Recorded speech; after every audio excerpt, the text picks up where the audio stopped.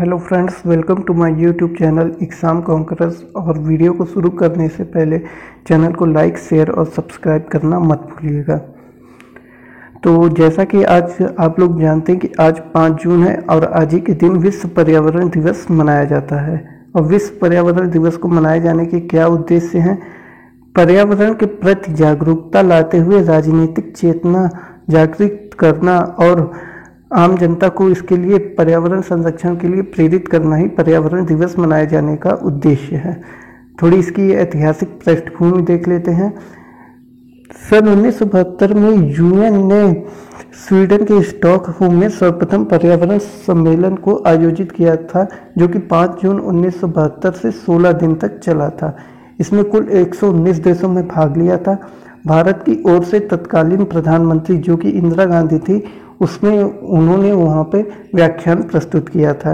इसी सम्मेलन में UNEP United Nations environmental programme का गठन किया गया था, जिसका मुख्यालय केन्या के नैरोबी में है, जो कि वन्य जीव संरक्षण के लिए ग्लोबल 500 पुरस्कार दिया करता है।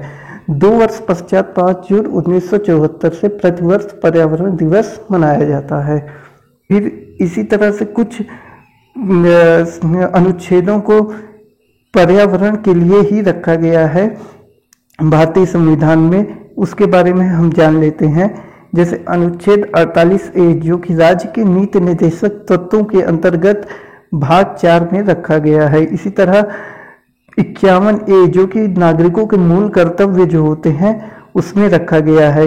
इसमें 51A के जो जी पार्ट में ये रखा गया है, ठीक। और फिर ये इसमें राज्य एवं नागरिकों को पर्यावरण को बेहतर बनाने और वन्य जीव एवं जंगलों की रक्षा करने की जिम्मेदारी दी गई है। फिर भारत में एक कानून भी बना हुआ है, जिसे भारतीय पर्यावरण संरक्षण अधिनियम के नाम से जाना जाता है। तो ये कानून एक तरह का अम्ब्रेला एक्ट कहा जाता है। अम्ब्रेला एक्ट इसे इसलिए कहा जाता है क्योंकि इसके पहले के जो भी कानून थे, जैसे वन अधिनियम के कानून थे, फिर जैव संरक्षण अधिनियम का कानून था, सबको इसी के अंतर्गत सम्मिलित कर दिया गया था। इसके उद्देश्य क्या क्या हैं ये हम देख लेते हैं। पर्यावरण का संरक्षण एवं सुधार करना इसका उद्देश्य है कि किस प्रकार से हम अपने पर्यावरण का संरक्षण कर सकते हैं और उसमें हम सुधार कर सकते हैं।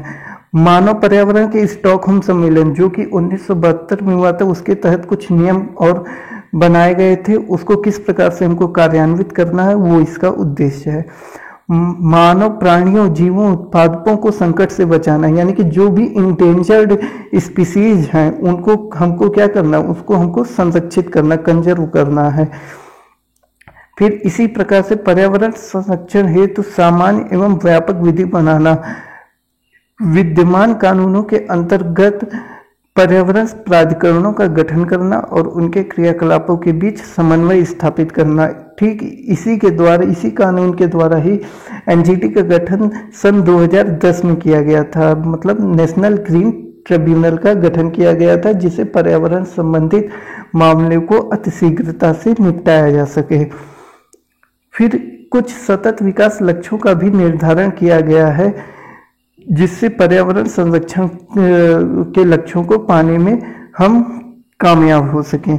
तो ये सतत विकास लक्ष्य सन 2015 में निर्धारित किए गए थे और कुल इसमें 17 लक्ष्यों का निर्धारण किया गया है, जिसको हमको 2030 तक ये लक्ष्य को पाना है। इसके पहले सन 2000 में मिलेनियम डेवलपमेंट गोल्स चल रहे थे, जो कि कुल 8 थे, जिसे हम लोगों ने 2016 में पा लिया है।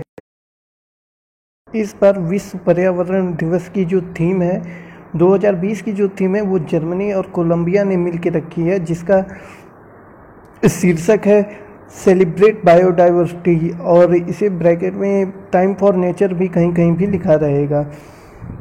और 2019 की जो थीम थी वो बीट एयर पॉल्यूशन थी, जो चाइना ने दी थी। और 2018 की जो थीम थी वो बीट प्लास्टिक पॉल्यूशन थी, जो कि इंडिया द्वारा दी गई थी।